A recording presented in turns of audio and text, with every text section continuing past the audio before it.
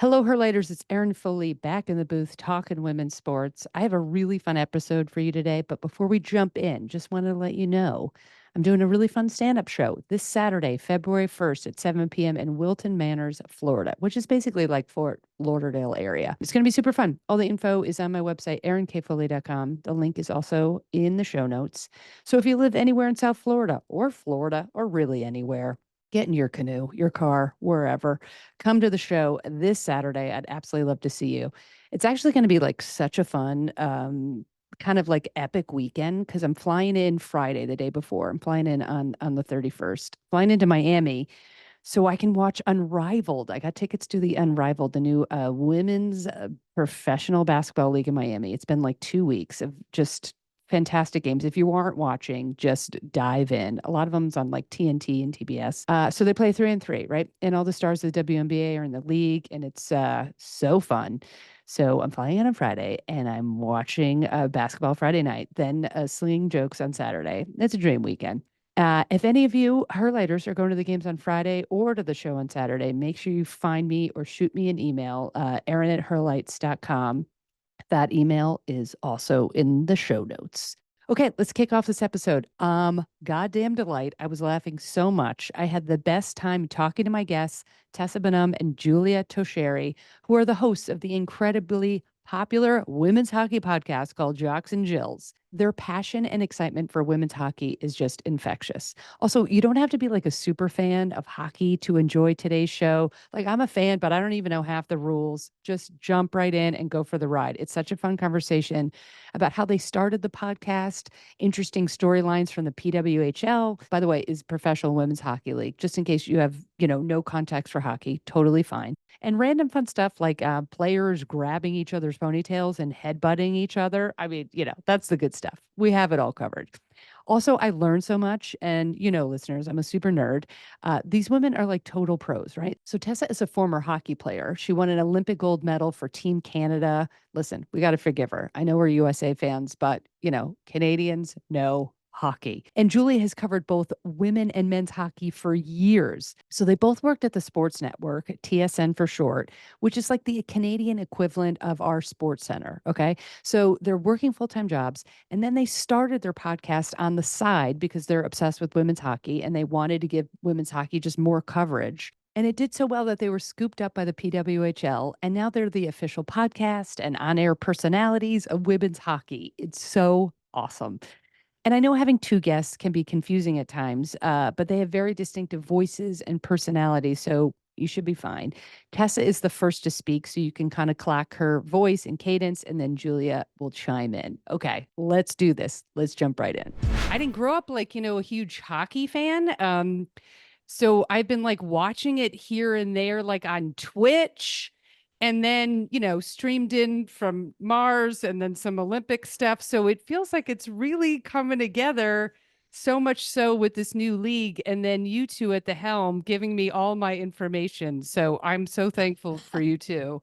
It's like some real sweet hockey nerd fest. So I'd love to hear if I can, jump in with the first question of like how this all came together for you guys, because I love origin stories. I mean, I can start, I guess. Julie and I worked for the same company called TSN up in Canada, which is basically the sister network to ESPN. And I was working Sports Center. I was covering NHL, all the international tournaments. And when the league dropped, I was like, oh my gosh, yes, we're finally going to be able to cover women's hockey full time. This is what I want to do. It's the only thing I have left to do in my career that I haven't done full time. And then the broadcasting rights came out, and we found out that in the first season, it was heavily going to be on YouTube for everybody. Some games would be on TSN, but all we would do is pull the feed that they were producing and plug it in and play it on our network. So we wouldn't do, Julie and I wouldn't have a hand in any, pregame stuff, intermission breakdowns, or anything like that. So we were kind of like, no, our butts were a little chapped about it. And so I was like, well, we got to find a way to create more of a platform for this because this is huge. And these ladies deserve all of the limelight, all of the features, all of the interviews. We wanted everyone to get to know them as we knew them because a lot of them are our friends and colleagues. And I called Julia one day and I was like, I got a brilliant idea. And No she one's ever heard it responded. before.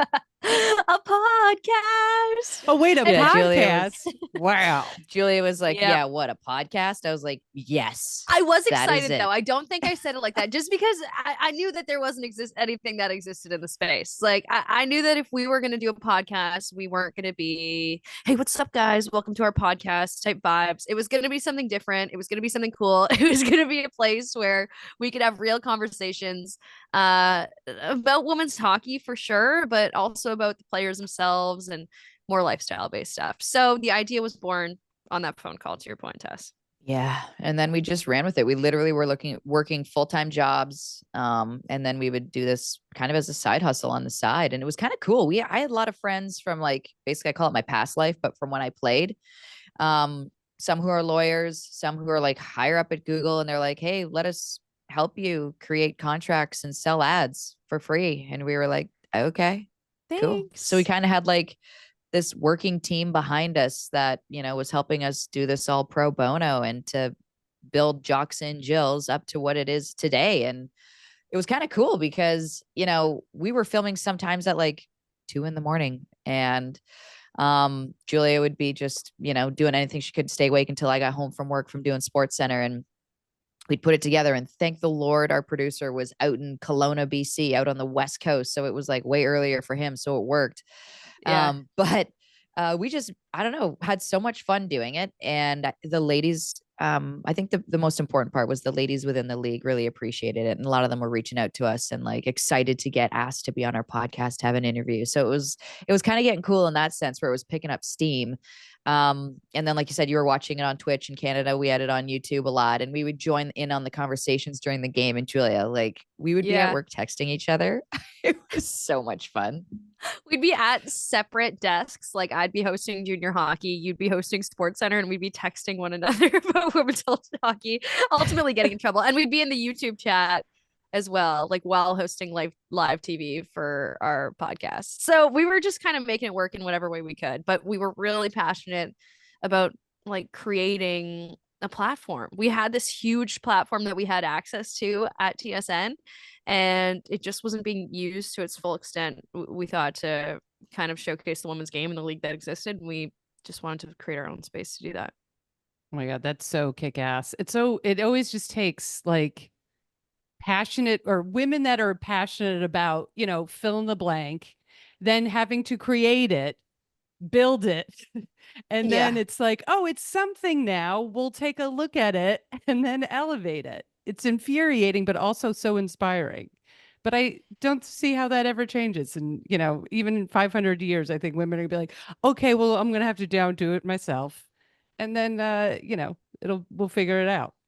And I feel like that kind of just just follows the story of women's sports in general, right? I mean, no one thought they would watch it, and here everyone is watching it all of the time, consuming all of the content. Yeah, they're just, and on my part, it's like just sort of, I did this podcast, it was another name, but from like 2014 to almost 2020.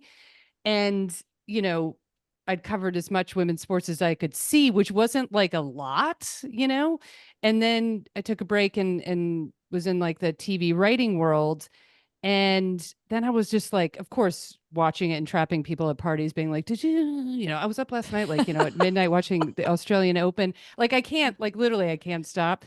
But now it's just so exciting because, people are so engaged. They've been engaged since day one. I've been saying this for, you just, when you can see it and talk about it, now the interest is, catapulting. And now my big push is like, which I'm literally going to start in the basement of this apartment, is just like daily, daily content for every sport. Now we need like a ton more coverage, which is thrilling, but it's like 17 jobs, but whatever. You just have to like dig in and do it and then figure it out.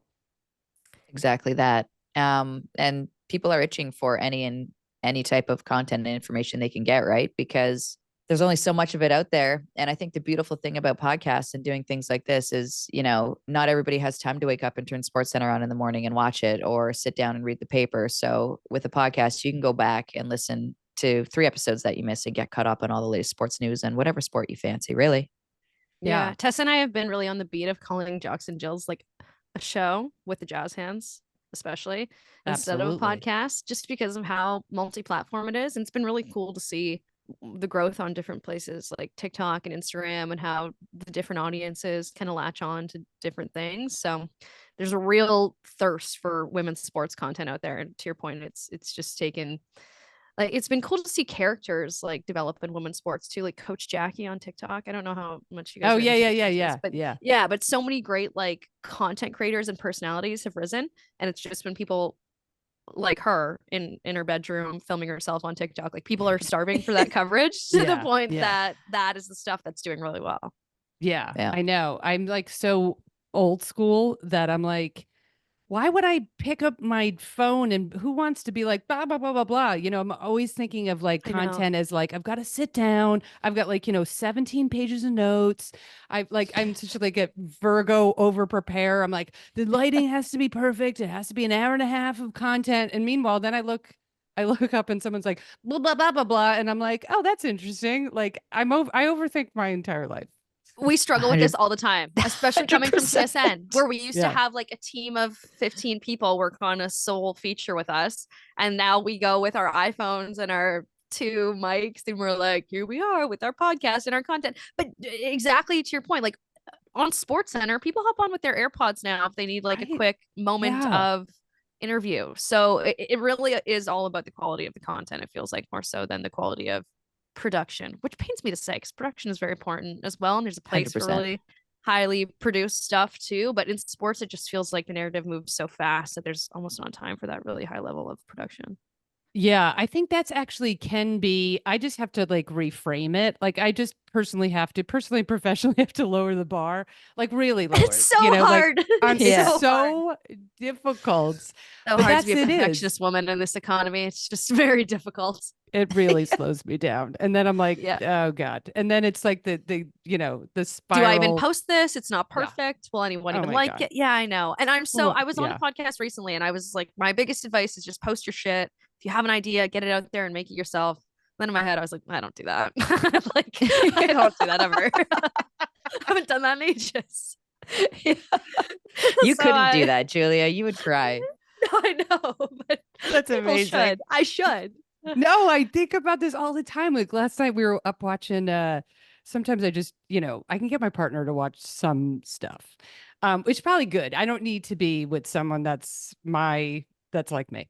God Yeah. help us all. And so I'm like watching, back to back Australian Open matches, and then I'm doing hockey research. I'm like, oh, this is the greatest thing ever.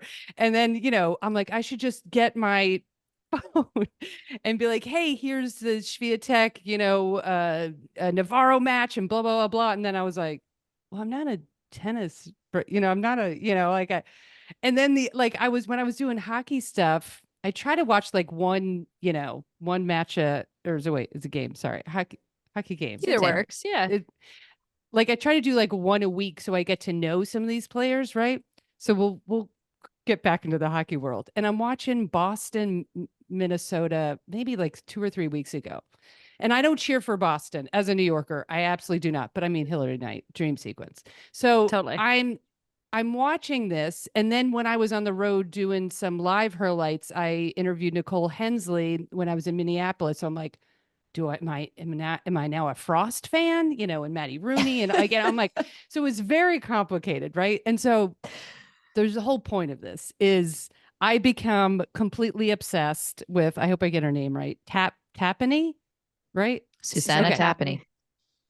I'm like, don't make me a Boston fan. I became literally obsessed with her. And I was like, oh, I just have to grab my phone and talk about like this overtime, the shootout and that goal. And then I'm like, to your point, Julie, I'm like, then of course I didn't do anything because I was like, I'm not a hockey. And you wanna- it would have done well. You could have just Yeah. green screen yourself, and I could have done this too. Over that Yeah. 6 shootout goal she got, amplified it a little. Yeah. It's not that deep, we but just, yeah, we that's just, a very we just have good to start. person Yeah. to decide to be obsessed with. If you were going to pick a person to be like, this is my hyperfixation player, I feel Yeah. like you chose very well. Oh Yeah. my Do you want to know gosh. the coolest thing about her, or the funniest thing about her? Is Absolutely. back in the day. So she, in the small town that she grew up in, they name when someone every year they pick someone who's done something elite and fantastic and the most biggest best thing in their community. And she had won the World Championships for ringette, and so they named her the Cock of the Year. No. And the Cock of the Year, no one knows who it is. So whoever wins it is like behind closed doors. They have to put on a rooster costume and walk out onto the stage and then reveal who the Cock of the Year is. And she did. And then they win eggs for a year. Oh my God, this is the greatest story ever. Yeah, Cock of the Year, Susanna Tapani. Wait, where is she from? Oh, if I could pronounce it. Oh, all right. Some like a She's small town in Finnish. Canada. Oh no, it's Finland. Yeah. I'm Oh not sure my what city God. she's from. But Oh my she's God, well, it neither. doesn't matter. Cock of It's- the Year. Yeah. Wow, that is Not everybody has so- that on their resume. No, that's a rare one. so hilarious on so many levels. I don't know where to begin. I know. Wow, Cock of the Year. Well, if I ever meet her, I'm gonna make a shirt that says Cock of the Year and just slowly like take my sweatshirt off and be like, hey, I've got some follow-up questions. Can you sign my shirt? Can you sign my Cock of the Year shirt as a lesbian? That would be like the greatest moment of my life. Okay. All right, let's talk about Takeover Tour because I'm absolutely obsessed. So we'll just get some listeners some context. It's well, you guys are the pros. You give everybody some context of the Takeover Tour.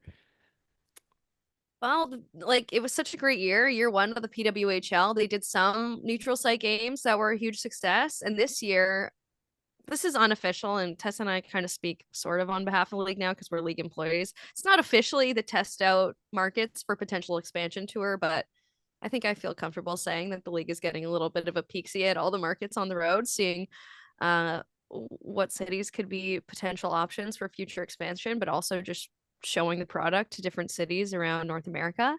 And Tessa and I were on the very first stop in Seattle. That game you were talking about. Sue Bird was in the house. Megan Rapinoe was in the house. We got to hang out with them. We got to give them a beer. I think Rapinoe Tell me actually that full chugged the stop. beer Just go into the yeah. start that story right now. Right? Okay, so we I don't even know how to say it because we kind of sound like First of all, creepers, but Julia basically our decided to job of the do- day. Julia decided to do dry January. And like We've we're been on the hosting Sue road Bird and Megan Rapinoe. Like all just be cool month, and drink a too. beer, bud. I know, but isn't it cooler that I didn't drink a beer? Like that's almost like, yeah, I'm so interesting and artsy. No, it's not. It's the only time in my life I've ever been dry January sober. But I remember the whole experience and I like feel proud of all my interactions. Okay, well that's good. Okay, that's in that good. experience. Like I didn't act weird at any point. So that I can give myself a pat on the back for. Oh my God, Can't I would have always been hammered saying the world's worst thing. So I might have to do dry January all year if I'm with celebrity sports people. Exactly. They were good at hockey fans. Like they had really good questions. And I don't know, I was just like looking at Sue Bird in amazement the whole time because she's so pretty. And her giant jersey was hanging from the rafters. And I'm like, oh my God, that's you. Like this is your barn. Like, can you just walk out there right now? I don't know, That's Tessa, you amazing. remember like something more specific. You hang out with more famous people. So this probably was like more run of the Oh, mill they were for you. awesome. They were both cheering for opposite teams. So Oh, right. yeah. So Megan was cheering for Boston and Sue was cheering for Montreal. And it went to a shootout. And they were like, after overtime, first of all, overtime hit. And they're like, what happens now? We're like, whoever scores first wins. They're like, oh my gosh. Okay. And then the shootout happened. They're like, what's happening now? We're like, shootout. They're like, okay, who do we need to know about? So we're telling them who they needed to know about. All this to say, before all of this happened, they were sitting directly behind the benches and we came down and handed them beers. They already had beers, but we're like, here's more. And then they do this who's who in the crowd. So they pop up on Julia and I, and I'm like, we're sitting right next to the most famous people in Seattle. Like, please, like how put the embarrassing camera for us. over that way. And any ever time point in my life, I would have been slamming a beer and crushing it on my head. But I was just like, no, like, please pan out and pan back in on over here. And they There's hung on us very famous people. like for a while. They stayed on us. Guys, I was get like, the get hell off us right off now. our faces. No one wants to see our mug. Anyways, they go around to a couple other people and then it goes right to Megan and Sue. And the first thing Megan did was stand up and just crushed her beer. I was like, what a pro. And then Sue was obviously being silly and doing the side sip. So then everyone knew where they were. And I was like, hey guys, you can't even really see the game great from here. Do you want to go up into like the owner's box? So like you can eat free food and free booze and also, not be constantly harassed during the game and maybe watch them it. So they're like, sure. So we felt pretty cool in that I was sense. like, They had a that friend is with a them. move. That is a move, Tessa. I love Yeah. it. Thank you. And then, we always obviously have to like beep bop around and do some hits during the game. At first, they were probably like, who the F are these people? Like coming That's down, so just sitting true. in our row and handing us drinks and like talking to us about hockey. Didn't really introduce myself. I literally was just like, hey guys, got you some beers. They were like, no, we're not drinking these, you weirdo. Anyways, and then they finally learned like, oh, they're the like comedic faces of the league, basically, who talk hockey all the time. And then got like warmer. We started chatting, and then Megan asked, what is like a jocks in gel? Like, what are you talking about? And I'm like, well, like as an athlete, you're a jock. And then when you play hockey, you wear a gel. And they're like, a what? I'm like, a gel. It's like it protects your pelvic bone. They're like, never heard of it. I was like, come. So I brought them in the locker room and showed them like the sweatiest gel ever. They're like, thanks. I was like, you're welcome. You should come on our podcast someday. Oh my God. I love this story so much. I can't stand it. Yeah. And they're like, Yeah. yeah, sure. Cool. I was like, all right. But they actually talked about going to the game and stuff on their podcast and stuff too. So, So that's we how the weren't dropped takeover by tour name by any started means.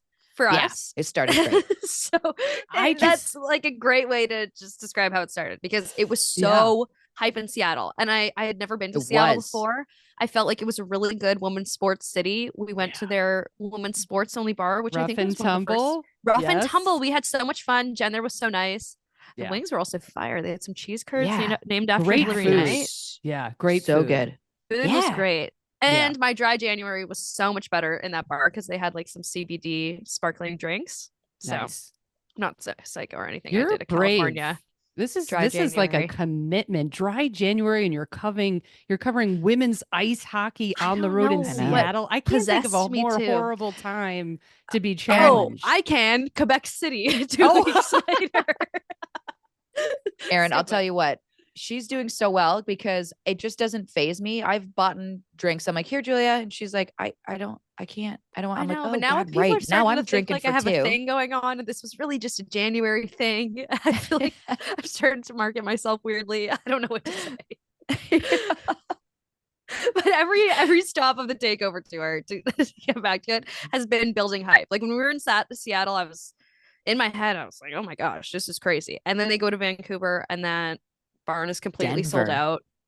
Oh, sorry. Yeah, I missed Denver in there. Yeah, And no. they go to Denver was after Vancouver. After It Vancouver, we're like, no, okay, obviously Vancouver's going to sell out. And I'm like, oh, poor Denver's got to follow up Vancouver and Seattle. That's tough.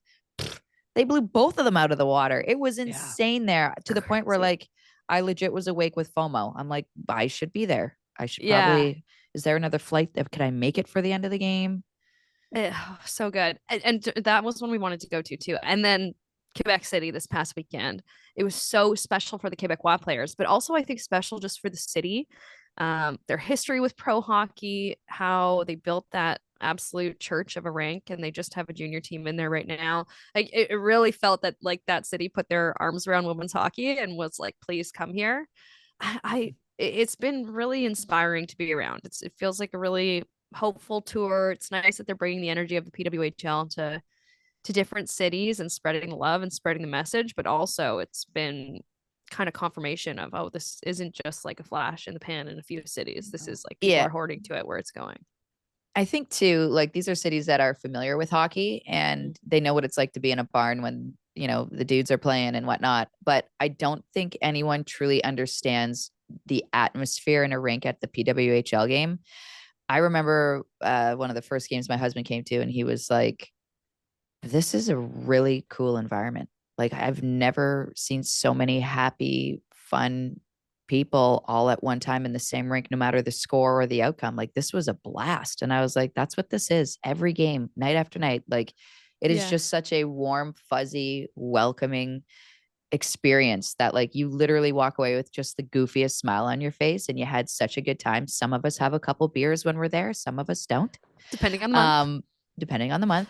And not personal Although problems, Julia, just to be clear. January got a little bit damp in Quebec City. January got a little damp in Quebec City for Julia. You did have a beverage. Oh, no, you didn't. No, I had a non-alky. I still made it happen, dude. Wow, I had that terrible non-alky at the airport. I was like, why did I even buy this? I just should have had a sparkling water. whatever. That's a Yeah, it was all bold-faced fun. lie. It was all fun. Anyways, No, I did it's the have a best time, cowboy and though. it's awesome to see all of these like already built hockey communities experience hockey in a different way. Yeah, that Yeah. is, and it must for you to like obviously, Tessa, you played, but I've seen you on skates, Julia. Oh, When I'm sorry. doing my research deep dive, I was like, she can skate backwards while announcing a game. I was very Oh, impressed. And then, thank you. Tessa's got a gold medal, so you're both winners. And but just like growing up in Canada and just seeing the Canadian Women's Hockey League and then that fold, and we've had, I believe, 17 iterations in the States. It's been such a dark days. And then I felt like the last league, like, like I don't know that it felt like that was so encouraging. And then that folds overnight. It's just been, an absolute roller coaster. So now you're sitting here like a year later. Now we're in season 2 and this takeover. And are you feeling like this is it? Yeah. I mean, Yeah. it's I've played in many of those iterations, Yeah. and those were called like a professional league with air quotes. Um, but there was not much very professional about it. And I think what makes this unique and different is the fact that the Mark Walter group came in and I'm fully understanding like he's not just going to throw a couple $1,000,000 at this and remove his hands and just let it try and be what it is. It's like he understood it was a multi-million-dollar commitment over years. And he's committed to making sure that, this is done right. And they've done what I feel is the proper hiring at the top. And they've done fantastic hiring all the way down. And on top of it, you got ladies who are committed to this league, to making this happen, who chose to fold a league and not play anymore, even leading up to world championship seasons and Olympic seasons. They just opted to not have a league in order to ask someone to please come help us with a viable lump sum of money that is going to help us get this going from the ground up properly. And so I think the most beautiful thing, and Julia and I talk about it all the time, how, everyone's towing the rope in the same direction. And if you're not, like, you're quickly removed from the equation. And it's just beautiful and fun to see. Like, everybody's just fully bought into making this work. For instance, our bosses, who are very high up in Quebec City, were actually behind the merch table helping sling merch. Literally working And like, POS. wow, Like, what other league would you ever see that in? And that's just Yeah. the commitment that everyone has to making this work. And it was really cool and a nice breath of fresh air. Even like, I would say like insane fandom, like on a score of like on a scale of 1 to 10, I would say for hockey, for me, it's like, like a 5 or a 6. And then I'll watch a game and it's 9.5. And I'm like, yeah. you know what I mean? Like it's just, and I also want to say all these listeners, you guys have like a built-in hockey fan base, but it's just so fun to watch. And I wanted to ask you guys, like, sometimes when I'm watching a hockey game, I don't know what's happening part of the day. You know what I mean? I'm like, well, I know, let's say like 8 out of the 10 rules, and I still, the icing is tough and the lines coming in. It does not matter. I thoroughly enjoy it's so much action. The athleticism is mind blowing. And I don't think, I always want to like learn and have all the rules and, but even now I'm like, I don't even know if I need to. Like, I just, like, You're just enjoying the vibes. I'm just like, I'm just so enjoying it. And sometimes I don't know why that line is better than the other line or why they're coming in exactly at that time.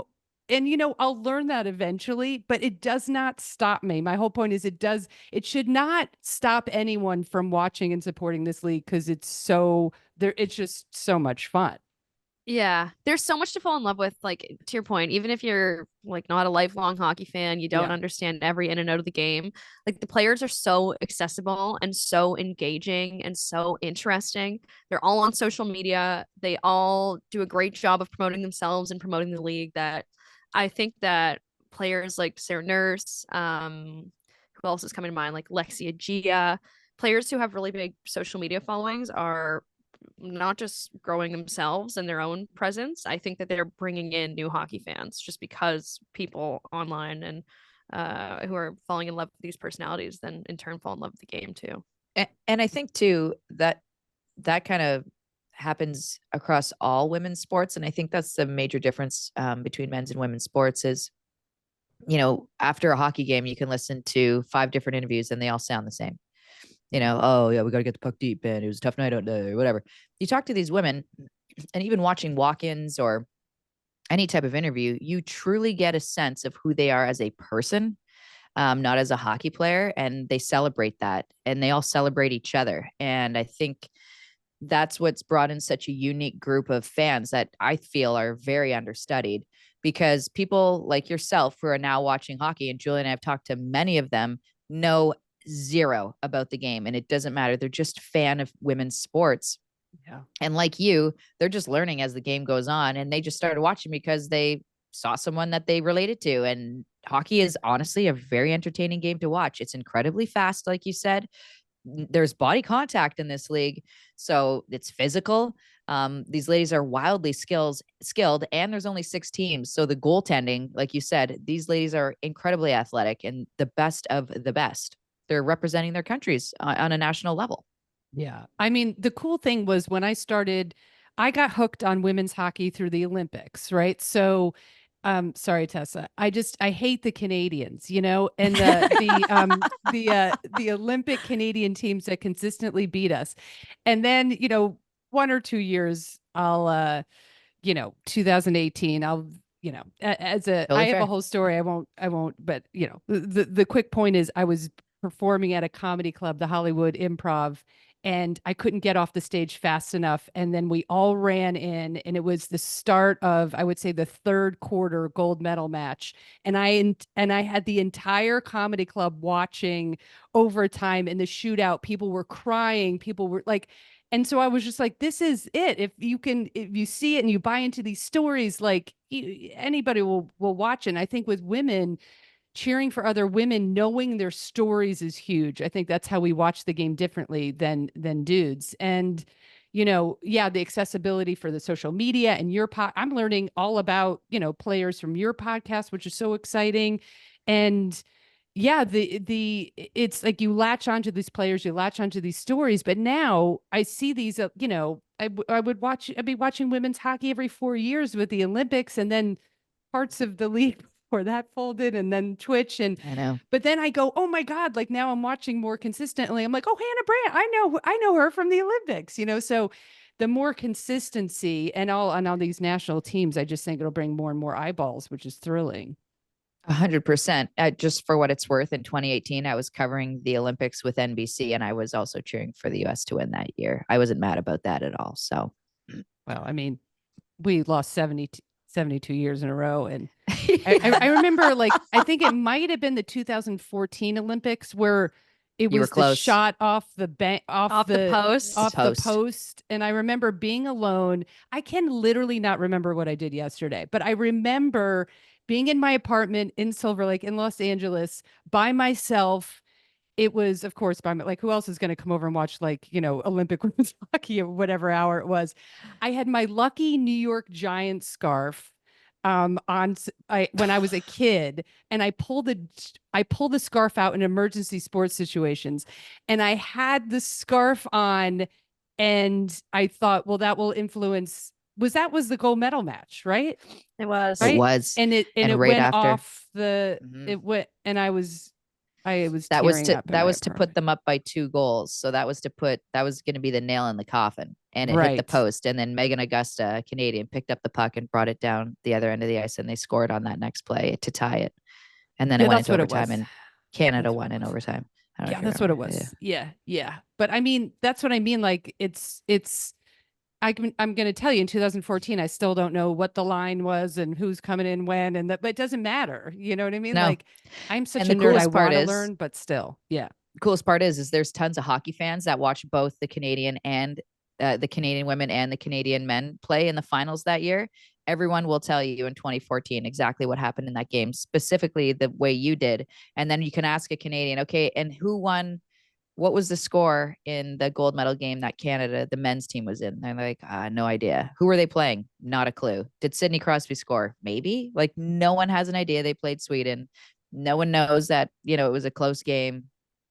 And so it just goes to show that, yes, there is before this league even took place and happened, there was a thirst and a hunger for women's hockey, and people did watch it. It was a very recognizable game, and they did have a lot of very recognizable names as well.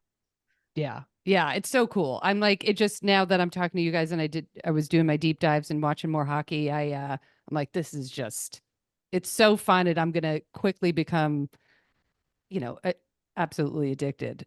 Let's talk about the rule changes because I am obsessed with this.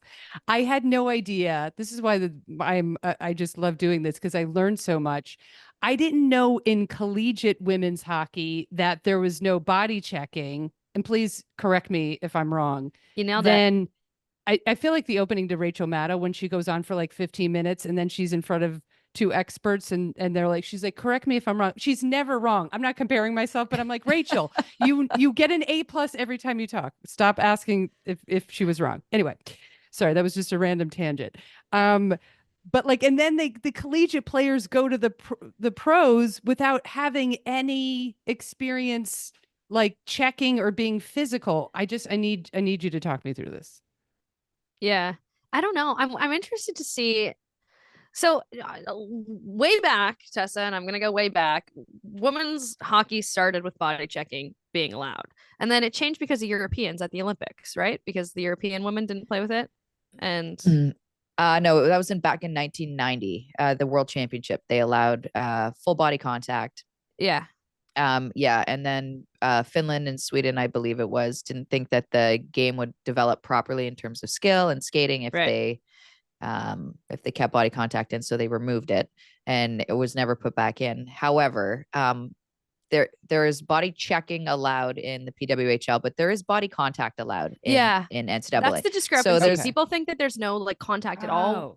It's just like there is really open ice body checking that wasn't allowed. And even in like the PWHL, the puck has to be in play in order for you to be able to just lay someone out. And technically you're not allowed to hit straight on. You're supposed to be like heading in the same direction.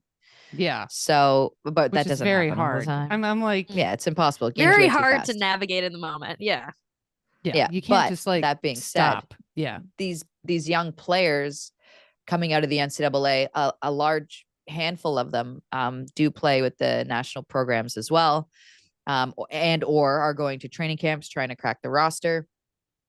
So they're very familiar with the players that are playing in the PWHL, the physicality that they bring to the ice on a regular basis. So that being said, there is a learning curve, 100%. And I think at some point there will be, introduction to body contact at younger ages for women as well. And if not in the NCAA.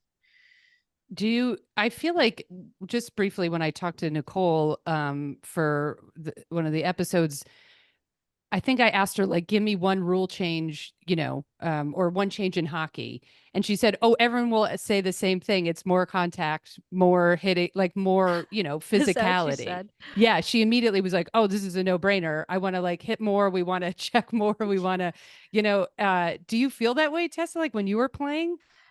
Yeah, for sure. When I played, I felt that way just because I didn't have the luxury of being able to play full body contact. And I feel like at that stage, I think the referees were having a hard time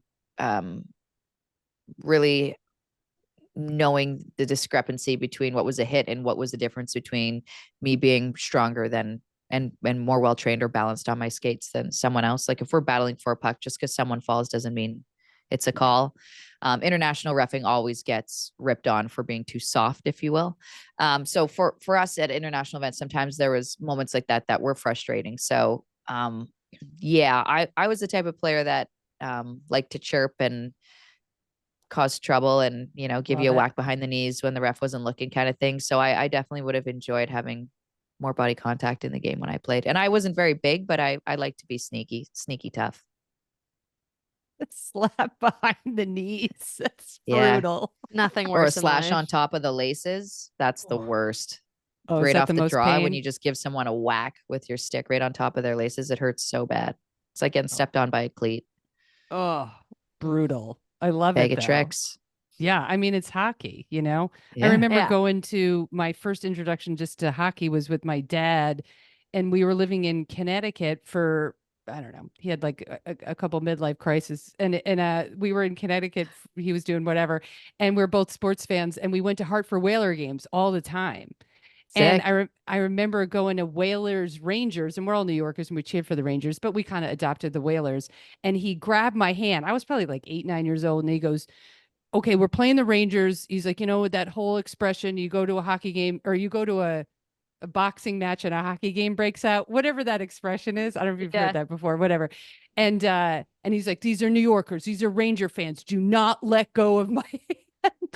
And I was like terrified. Meanwhile, we're from New York. But like, it's just part of the game of like, yeah, the checking and the, smashing the whatever, the plexiglass and the hitting people, which is part of Yeah, it. I love it. totally. It's a physical game and they all love it and fans want it. So Yeah. Oh yeah. Can we talk about the headbutts? I read that in the rule changes and I was like, who's headbutting? Is this really a problem? I think that happened once last year, right, Tess? once, They had to hand out a major for Toronto. it. Yeah. And I know you liked the hair pulling too. There was one instance of ponytail snatching, which was low key a fave of mine back in the day. They're so No juicy looking when way. they're hanging there sometimes, especially if they're going after one of your teammates. You just grab the pony. You're not going much farther than that, baby girl. You are not. Yeah.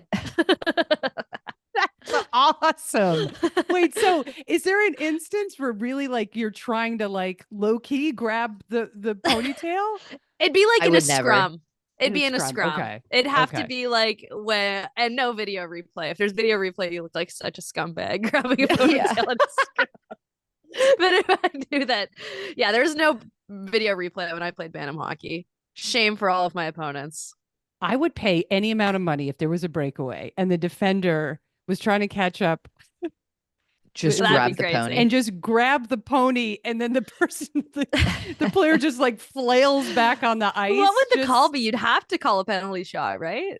Holding. has- Yeah, absolutely. Yeah. Yeah. Is that just a full on penalty shot? Like if that happens, like you're If Is you're that a- clear cut, yeah, and they Yeah. catch you, yes. Yeah. Yeah. If you're on a breakaway clear cut and you decide to yank a pone, for sure, penalty sure. shot. would And you you're get thrown out of the game? I think you I think would. so. I think It's just so. such an I would throw you out. egregious thing.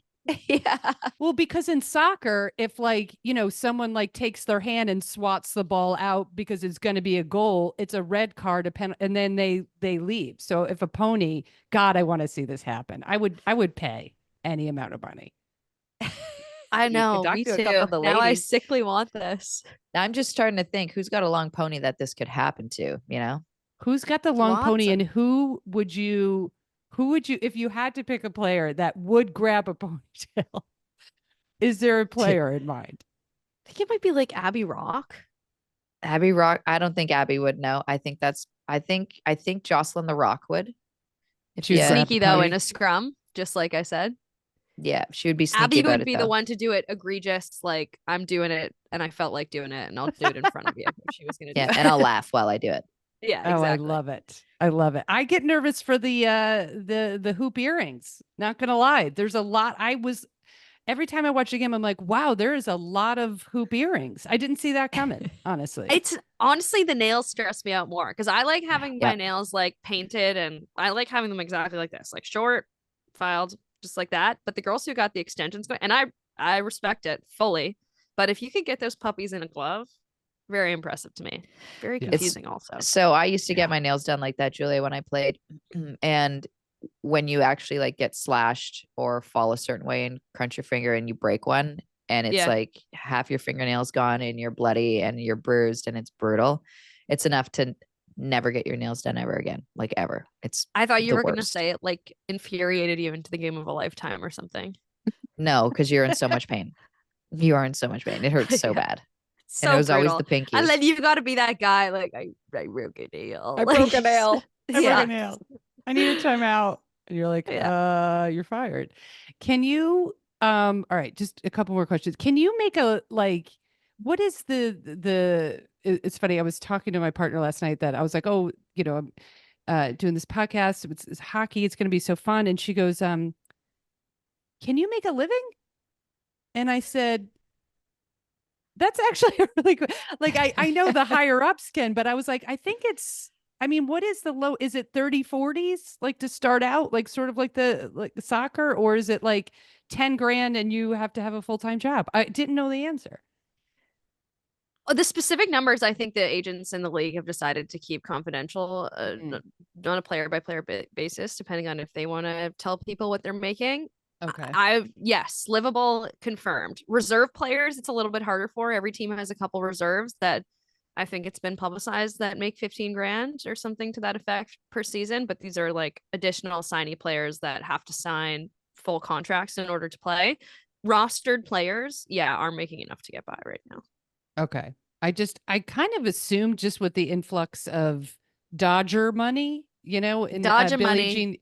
Billie Jean King, I feel like she wouldn't skate in there if people were, if the pay equity was so terrible. But I really was just like, I'm just so used to, women starting a league getting paid in like Tic Tacs and like, broken dreams that I was like, I don't know, this feels very like Yeah. And that forward was a big thinking part and of it. efficient. Like Yeah. the girls weren't really willing to, it was part of what they were holding out for. They wanted from top to bottom, first line to fourth line, to be able to make a full living playing hockey. And that's yeah, it's So exciting. Now that said, the lowest paid player compared to the top paid player, there's a pretty large discrepancy.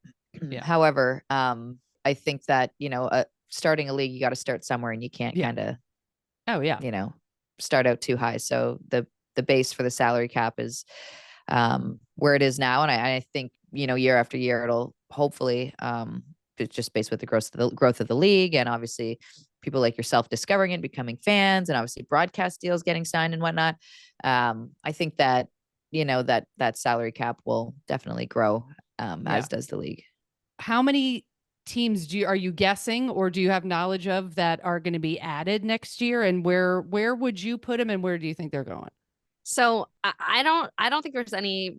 I know at the beginning of the season when Amy spoke at the ESPNW Summit, she mentioned there could be as many as 2 expansion teams added, and she said as soon as next year. So no guarantee that we'll get 2, and no guarantee that it will be next year. But I think the understanding is it could be up to 2, and it could be as soon as next year. And I'm gonna dream as big as I possibly can. So I'm gonna go 2 next year. I'm gonna go I'm gonna go, and I hate to exclude Quebec City because it was so good this weekend. And I honestly think if the league adds 1, I think that Quebec City might be the one. But if they opt to go to the West Coast, I just feel like there's something there. Maybe it's Denver, Vancouver. What do you think, Tess? I will say they won't I'm going to guess that they do not expand next year. I would like to see the salary cap get raised for the amount of players first, and also there to be a feeder system for the league, just to keep the tempo and pace of play and the skill level where it's at. I would say in by year 4 or 5, I want to say year 5 that the league is in its existence, I would like to see a 3-team expansion. My choices, if I could pick where I would like them to be, Seattle was a really sick city. Like that was really cool, and they fully embraced it. It was pretty cool. So as a player, I would want to play in Seattle just because the city's pretty rocking and pretty cool. And also we met the CEO of the Kraken, Julia, and he was like so gung-ho and stoked, and he's like, I want a team here. There is going to be a team here. Like he was manifesting it like every second that he was in that rink watching the game. Jessica Campbell I don't coaches, and it's like full there you circle go. dream Yeah. sequence. Right. Yeah. There's something about Right. it. Vancouver, like if it's not Seattle, it would have to be Vancouver, but I'm picking Vancouver just because that's where I won my gold. But Denver, I want to go to Denver. I want to go to Denver and watch hockey, and then I want to go skiing after. That's what I want to do. Me and Tess are hoping to get relocated. We're like, we'll just move to Denver. Denver's awesome, and we We'll be finally skiing got in the a morning, soccer golfing team in the and, aft. Yeah. Denver's awesome. When they Yeah. got that soccer expansion team, I was crying like I'd lived in Denver my entire life, because the city needed. I'm just now that we have all this expansion, it's like I'm just like, before, we go crazy with like a 4th women's sports team in a particular city, like let's spread it out. Spread the love. Yeah. They've got 2 women's sports bars. Like they've got, they just needed But Denver, I mean, the Avalanche, I mean, like there's just hockey fans everywhere. So that I'm so cool. That's so cool that Denver is. I didn't doubt it for a second. I saw the numbers on that and I was like, oh my God, that's I so know. awesome. Wasn't that That's wicked? It wasn't surprising. I did a gig there like maybe a year ago and I was like, I could live here. And then it got real cold and I'm like, I can't, but I want to visit like all the time. Um, Yeah. last question for people that are like, interested or they want to get interested, like, can you throw out like just a couple of like teams or storylines just to hook them? Like what would be your pitch for like, you know, just overall get in there and start watching? Hmm. It's kind of a I'll big start question, with but your team, New York. yeah, Last season wasn't great for them, as I'm sure you're aware. we were They were playing in a not the gym best in hockey team. Ronkonkoma with the Liberty all those years. Yes, that was tough. I'm like, how many rinks do we have? Okay. Yeah. They were ended up in last place, which was totally fine. They didn't win as many games. There was a lot of the players weren't happy with the coaching that took place. They had a coaching change in the off season. They earned the number 1 draft pick, who is Sarah Fillier, who's an absolute boss. So it was just a complete overhaul from top to bottom. And right now, they're truly in the mix. They're scoring highlight reel goals. Alex Carpenter and Sarah Fillier are Yeah. just a joy to watch out there. They're just two beasts that just take over the game. It's the best. And their goaltending. These goalies on your team, one, have the coolest goalie pads of all the goalies in the entire league. And two, they are just like a brick wall. Like they are so good. Corrine Schroeder just got added to the rivalry series list for Team Canada. So she's going to be a goalie there when Canada and the USA go at it in February. So they would be my team to watch. They're very exciting, like very exciting to watch. I'm gonna go with an off ice storyline, to be honest. Mm. And it's the storyline that we were selling to Megan and Sue too. Guys, there is a couple on the Montreal Victoire that I feel like not enough people in the States know about. They are basically Canada's Megan and Sue. Marie-Philippe Poulin, who is the A dream. goat of Canadian hockey. She's such a dreamboat on and off the ice. She's the coolest. Is married to her line mate, Laura Stacey. And I don't know, they did such a great interview with CBC this summer. If you guys are looking to fall in love with a character, watch the interview of Marie-Philippe Poulin and Sarah or Laura Stacey. Sarah, what am I talking about? Laura Stacey on CBC this summer. So special, so cool to see them come into their own. So like they're both really interesting, hardworking people. Yeah. The best part of it is they're very private people, and they were very honest and open in this interview that like all of a sudden you caught yourself crying. I played hockey with Pooh for years and I was like bawling, and I was like, this is what happened here. You know what I mean? I weeped But it was watching just such a happy, awesome interview. It was great. And they're the best. And there was actually a wicked meme, hey Julia, that went out about them in year one. Oh yeah, last year when they got married this past summer, but last year they were just engaged. And so the caption of a Victoire pic was like, "Imagine scoring a goal and then celebrating with your fiance." Some white guy on the internet was like, "I don't see a dude in this pic." And someone responded, "They're gay, Marcus." And now their gay Marcus has become like a rallying cry for the PWHL.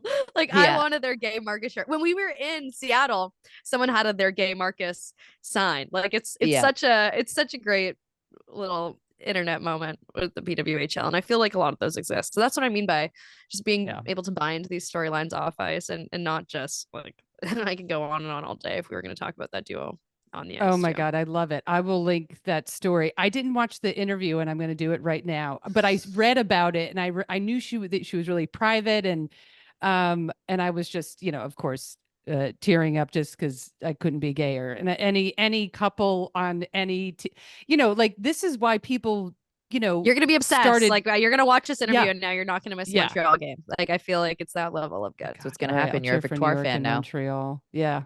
I'll try. Yeah, no, I mean, it is. It's like this is why the huge, kind of excitement in the WNBA when they're like, wait, those two are dating in the backcourt, and I was just like, yeah, it's been like this for literally 20 years. I honestly feel like, and I know it's not the most like sports heavy content. I feel like there should be a behind the scenes like dating show, Kardashian-esque like one-on-one interviews, honest moment. I feel like there's another reality show to be made behind the scenes dating in women's sports.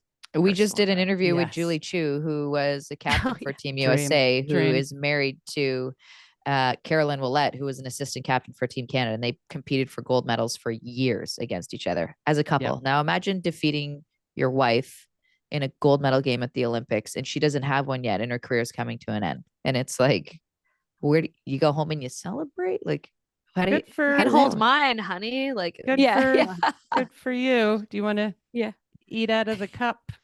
I remember covering that story a gazillion years ago. Like I usually end with like a feel good moment of the week, and Julie Chu was you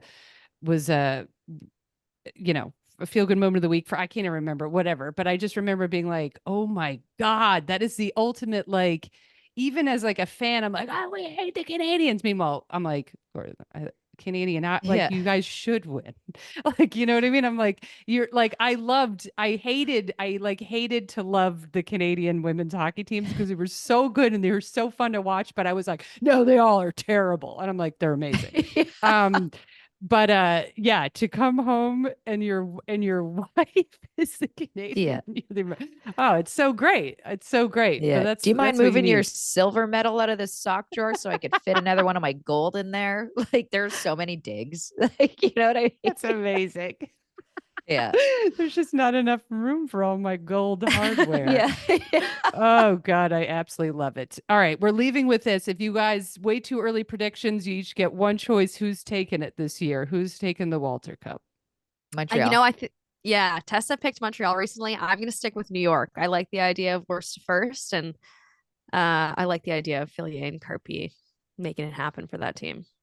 I love it. Well, Sirens were number one, but now I guess just based on my huge heart lesbian story, I'm going with Montreal number two. Yeah. All right. Well, that would be a dream. I will text you guys as it gets closer. And now those are the new obsessions. That and Tapani. Is it Tapani, right? My God. Susanna, yeah. Nailed it. Cock of the year. I just literally, now that I know also the cock of the year backstory, this is a dream. Well, you two are a goddamn delight. I just want to say thank you so much for all this hockey content, and you're so fun to listen to, and your wealth of knowledge is like incredible. And it's just, it's just so needed. And it's also what comes through when I listen to you two is just like the joy and the excitement that you feel for women's hockey. And it's just a pleasure. Well, thanks for having us. We appreciate you taking the time. We've had a blast. There's some good laughs happening today. Tessa and Julia, everyone, listen to their fantastic podcast called Jocks and Jills. They have new episodes on Tuesdays and Fridays. They strike the perfect balance of making the show fun and accessible, but also a nerdy deep dive into the league and the players. I listen to every week. Get on board. Okay, Herlighters, just a quick reminder. I'll be doing a show this Saturday at 7 p.m. in Wilton Manors, Florida. Love to see you there, or at Unrivaled on Friday. Also, if you can't make it to the show, spread the word. Send your friends. It's going to be super fun. And as always, please subscribe to the show, rate and review. I need reviews. Let's do it, people. Love to hear from all of you. Thank you so much for your support. Fans, friends, family, have the best week of your life.